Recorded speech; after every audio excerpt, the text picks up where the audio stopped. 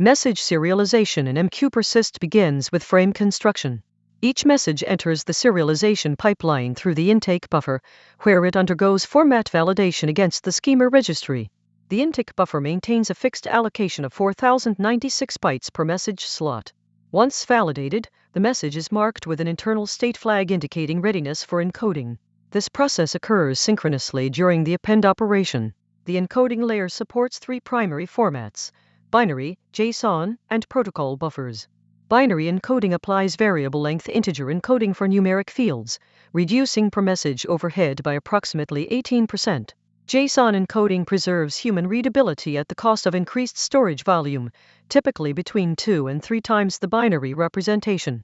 Protocol buffers provide intermediate performance characteristics with schema evolution support. Format selection occurs at queue initialization and remains immutable for the queue lifetime. Compression occurs post-encoding and prior to persistence. The compression subsystem implements CSTD with configurable compression levels ranging from 1 to 22. Level 4 provides the default balance between throughput and compression ratio. Incompressible payloads are detected through entropy analysis and bypass compression to preserve CPU resources. The compression flag in the frame header indicates whether the payload has undergone compression, enabling transparent decompression during retrieval operations. Serialized messages are written to the persistence layer using sequential write operations. The write path maintains an offset tracking mechanism that records the byte position of each message within the segment file. These offsets are stored in a companion index file with granularity of 1 kilobyte. The index allows subsequent retrieval operations to perform binary search with O of log n complexity. Write operations are buffered in kernel memory before being flushed to stable storage. Checksum computation uses CRC32C for each serialized frame. The checksum is appended to the frame after all other fields have been serialized. During deserialization, the checksum is recomputed and compared against the stored value. A mismatch results in an integrity exception and the message is not returned to the consumer. Checksum computation adds negligible overhead, approximately 0.02 milliseconds per message on standard hardware. Field ordering within serialized messages follows a fixed schema determined at schema compilation. Integer fields precede variable length fields to optimize alignment and padding. Nullable fields are encoded with a presence bitmap occupying 8 bytes at the frame header. Optional fields not present in the bitmap are skipped during deserialization. This approach reduces serialized size for sparse messages while maintaining consistent field ordering across all messages in the queue. Timestamp encoding uses a compact 48-bit representation storing milliseconds since epoch. This representation provides valid timestamps through the year 8921. Time zone information is stored separately in an optional field and defaults to UTC when absent. Timestamp queries against the persistence layer use binary search on segment file metadata to identify candidate files before performing linear scan. Timestamp precision is constant at 1 millisecond regardless of source system clock resolution. The serialization buffer uses a two-stage commit model. Messages accumulate in the encoding buffer until either the buffer reaches capacity or a configurable timeout expires. Timeout defaults to 5 seconds and is adjustable per queue. Upon commit, the accumulated messages are flushed to the compression stage atomically. This batching reduces per message overhead for I/O operations and allows kernel-level optimization of disk write patterns. Error handling during serialization follows exception propagation conventions. Invalid field types result in serialization exception being thrown at encoding time. Schema mismatches produce schema validation exception during the validation phase. Compression failures trigger compression exception, but do not prevent message persistence in uncompressed form.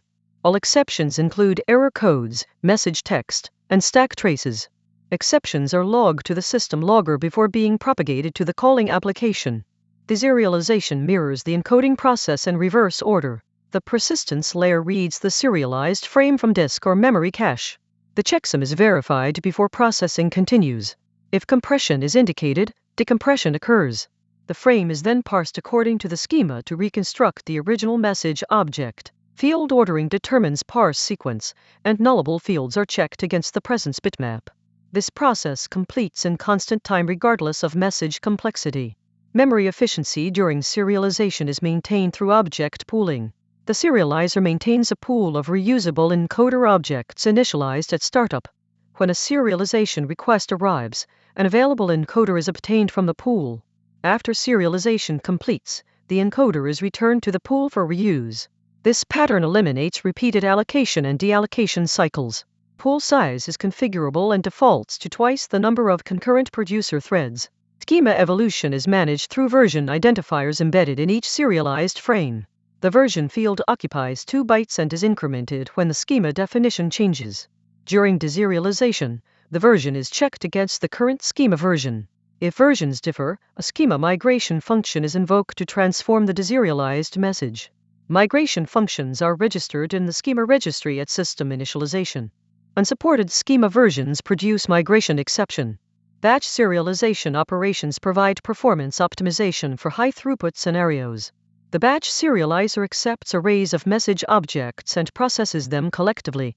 Internal buffering and compression operates on the entire batch, reducing per-message overhead. Batch size recommendations range from 100 to 1,000 messages depending on average message size and available memory. Batch operations return successfully only if all messages serialize without error, following all-or-nothing semantics.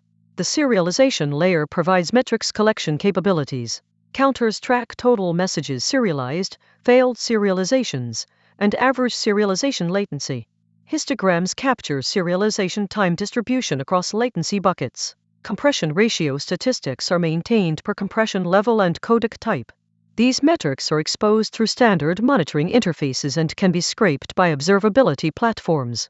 Metrics collection introduces negligible overhead, approximately 0.01 milliseconds per message. Configuration parameters for serialization are immutable after queue creation. Parameters include compression level, encoding format, timeout duration, buffer capacity, and schema version. Configuration is specified through JSON configuration, files, or programmatic builder interfaces. Default configuration provides suitable behavior for typical use cases. Advanced tuning requires analysis of workload characteristics and throughput requirements. Configuration changes require queue recreation and cannot be applied to existing queues. Future versions of MQ-Persist will introduce automatic compression level selection based on observed payload patterns. Schema registry integration will enable real-time schema discovery without manual registration. Memory mapping of segment files will reduce latency for deserialization operations in read-heavy workloads. Support for additional compression codecs including Brotli and Z-standard variants is planned. These enhancements maintain backward compatibility with existing serialized data.